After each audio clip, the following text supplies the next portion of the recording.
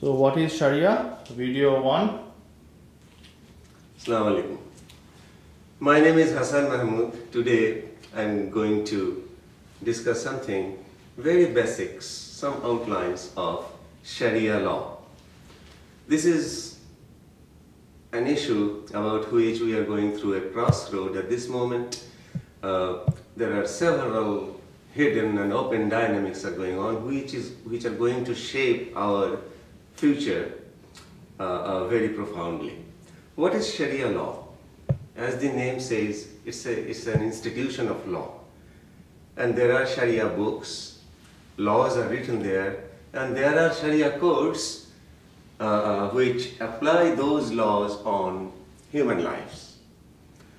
Well, you will see in countless speeches, articles of scholars saying Sharia is this, Sharia is that, Sharia is this, and Sharia is that.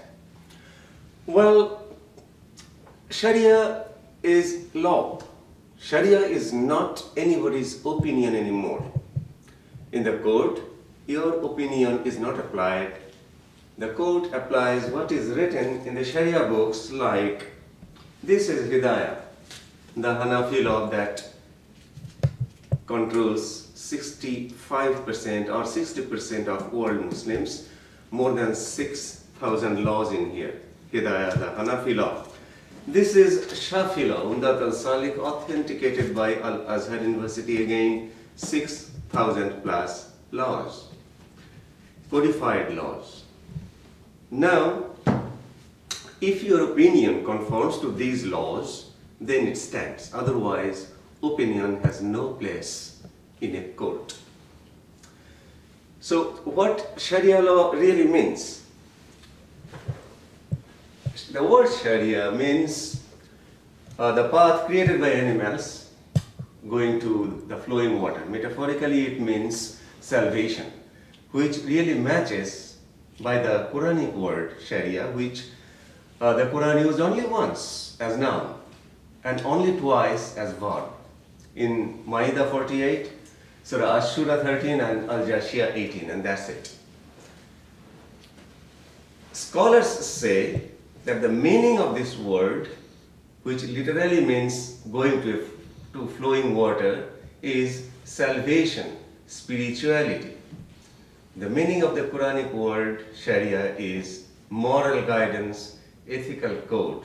It also matches the definition of the Quran given by the Quran in several verses, that the Quran is a book of guidance, enlightenment, reminder, etc., but never, ever Quran defined itself as a book of law.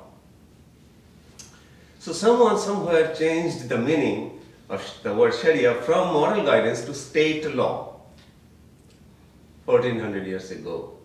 That was a total detour from what Islam was supposed to be.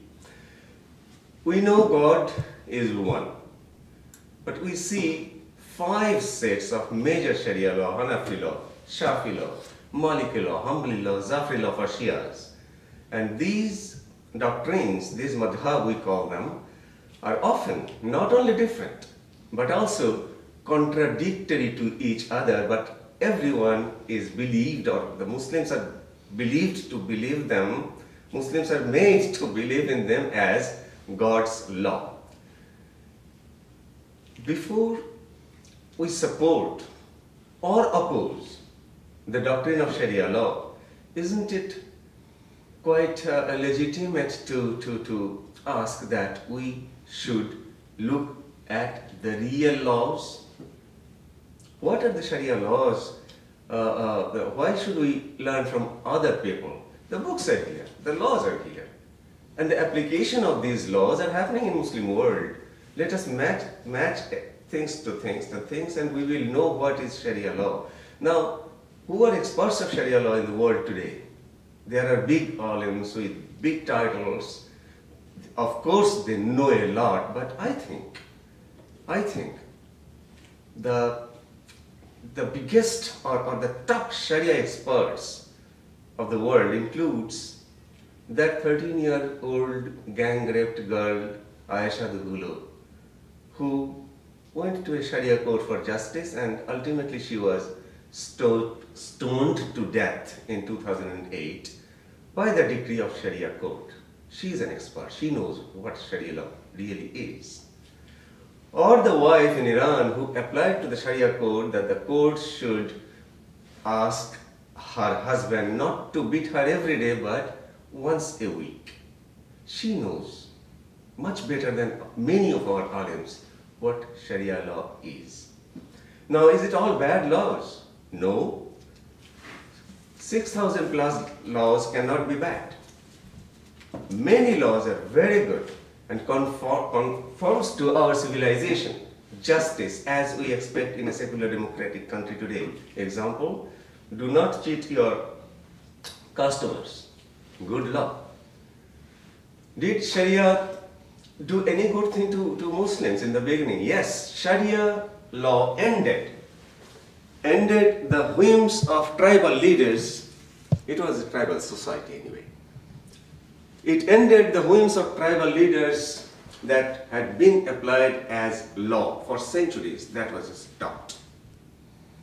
It gave some good codes to begin with towards civilization, but that was not an end to it, and there are many gaps. Our imams wrote very little, others poured their laws in it. Finally, it is claimed that Sharia law is created from the Quran, from the Prophet, from ijma means consensus of scholars, and qiyas, analytical reason.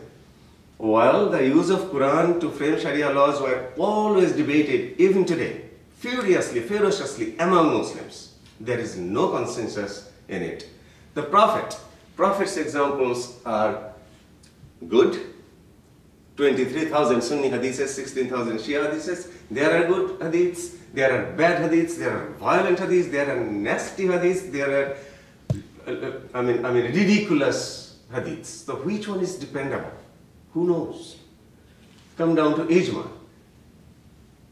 Do we really believe that all the Islamic scholars of the world would agree on anything except the basic 5 tenets? No. They call each other apostates. Just Munir Commission report says that if some Islamic scholars become the head of Islamic State, he would slaughter the others on the charge of apostasy.